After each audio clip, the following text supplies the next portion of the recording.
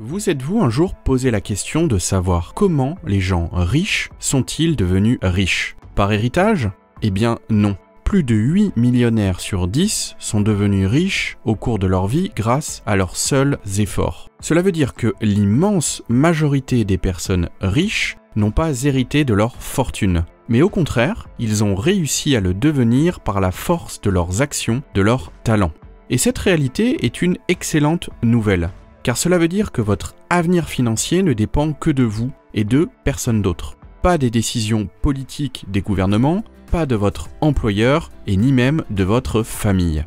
Vous pouvez vous enrichir en adoptant les mêmes habitudes qui ont rendu riches des milliers de personnes avant vous. La question est donc de savoir quelles sont les habitudes des riches. Dans cette vidéo, je vais donc vous donner 3 habitudes de personnes riches afin d'atteindre l'indépendance financière. La première habitude à adopter est de suivre précisément vos dépenses. Les personnes riches savent exactement combien elles dépensent chaque mois.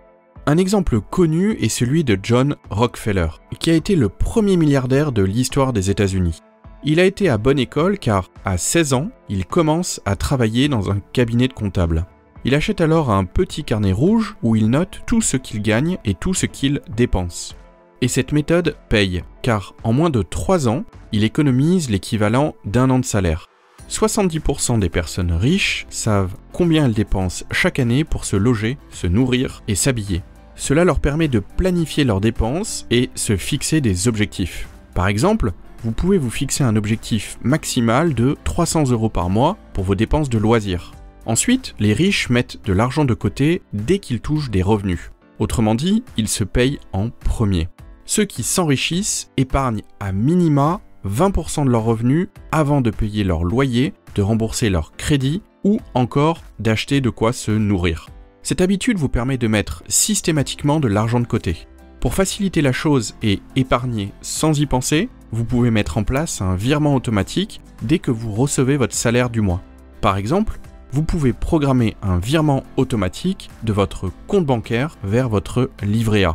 La plupart des millionnaires continuent de suivre leurs dépenses après être devenus libres financièrement, car ils ont pris l'habitude de le faire.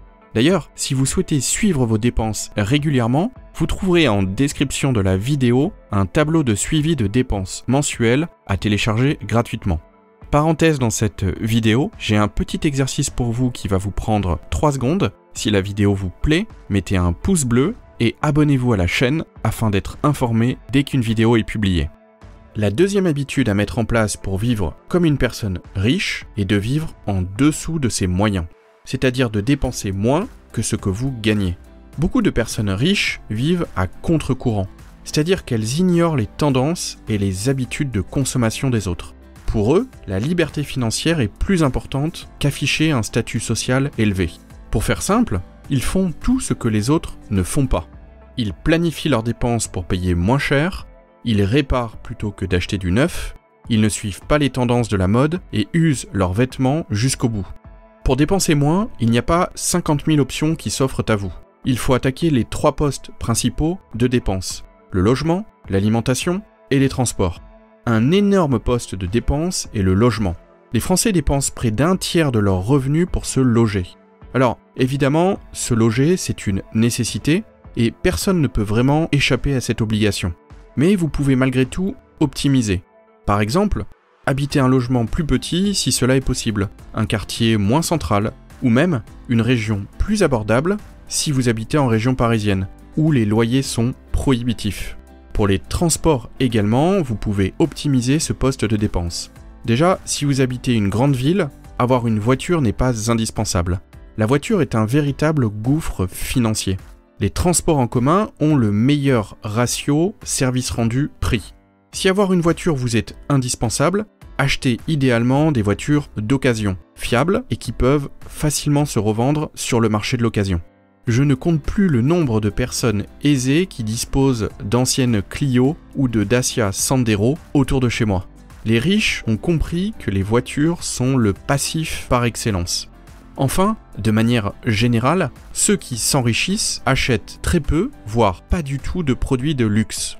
Par exemple, lorsque John Rockefeller dirigeait la plus grande raffinerie de Cleveland, Sa femme et lui vivaient sans domestique, ce qui était tout à fait exceptionnel pour l'époque. Ils vivaient alors à contre-courant de leur entourage. Pour résumer, les personnes qui s'enrichissent ne font pas état publiquement de leur réussite financière. Elles n'exposent pas leur argent au grand jour. Elles ne se laissent pas influencer par les habitudes de consommation des autres. Elles ont un mode de vie simple qui leur permet d'épargner régulièrement et de vivre en dessous de leurs moyens. D'ailleurs, si cela vous intéresse, j'ai réalisé une vidéo sur les 3 schémas de l'enrichissement personnel qui s'affichent actuellement en haut à droite de votre écran. La 3e habitude des personnes riches est qu'elles investissent leur épargne. Et cet argent, elles le placent dans des actifs, c'est-à-dire des choses qui rapportent de l'argent. Par exemple, de l'immobilier ou de la bourse en achetant des actions. L'immobilier peut vous rapporter régulièrement des loyers, et les actions peuvent vous faire gagner des dividendes.